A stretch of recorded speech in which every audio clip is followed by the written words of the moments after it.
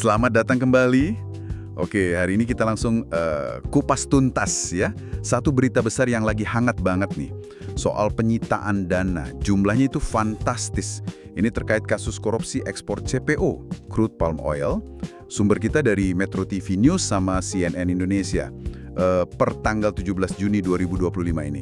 Tujuan kita, ya kita coba pahamilah apa sih yang terjadi, terus seberapa besar uangnya, dan kenapa ini penting buat Anda ikuti perkembangannya.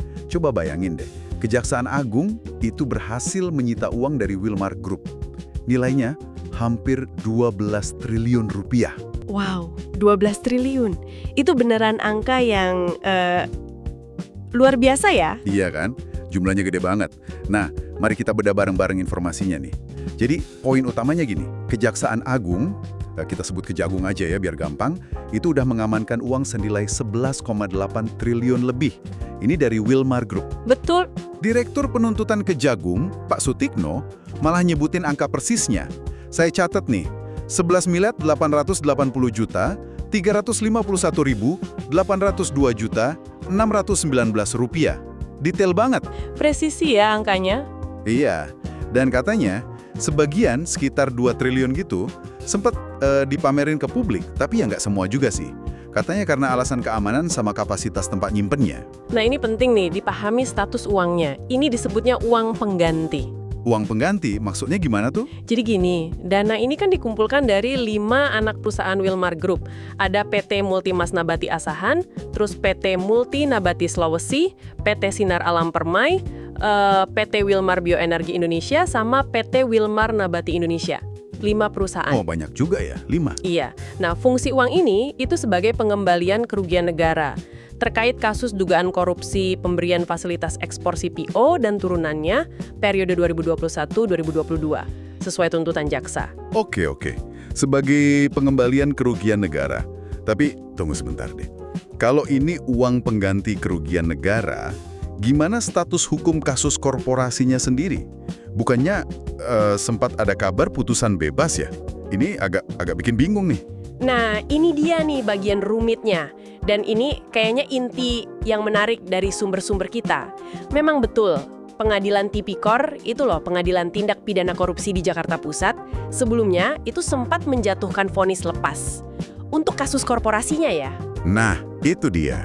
Tapi, penting dicatat, putusan itu tuh belum inkrah, belum berkekuatan hukum tetap.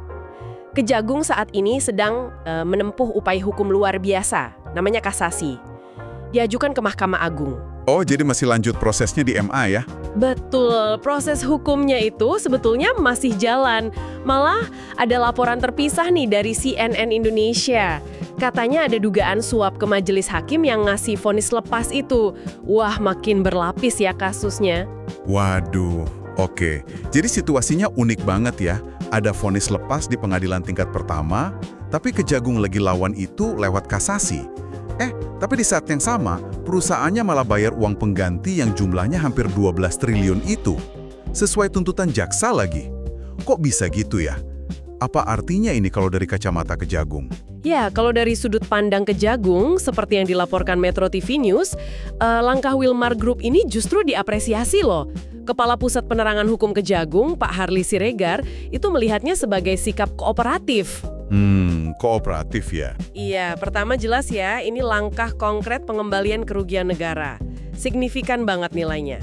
Kedua, ini bisa dianggap sebagai bentuk kesadaran lah dari pihak korporasi atas dampak perbuatan mereka, gitu. Ketiga, Kejagung berharap ini bisa jadi semacam preseden contoh lah buat korporasi lain yang mungkin lagi kena kasus hukum serupa. Masuk akal sih kalau dilihat dari sisi pengembalian uang negara. Betul, dan lebih dari sekedar angka triliunan itu, ada harapan juga dana yang kembali ini bisa dimanfaatkan secara positif. Oh iya, bisanya gimana tuh? Ya misalnya untuk bantu memulihkan sektor persawitan nasional kita. Kan citranya pasti ikut kena dampak ya gara-gara kasus korupsi kayak gini. Ini kan nyentuh isu yang lebih gede lagi kayak stabilitas harga minyak goreng, terus ketahanan pangan, sama ya penegakan kedaulatan hukum negara kita juga. Iya, benar juga. Sektor sawit kan krusial banget ya. Banget.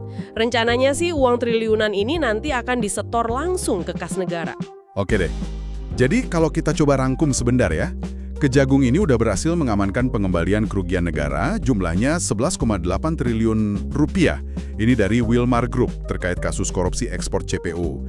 Dan ini terjadi meskipun proses hukum kasus korporasinya sendiri itu masih lanjut di tingkat kasasi Mahkamah Agung.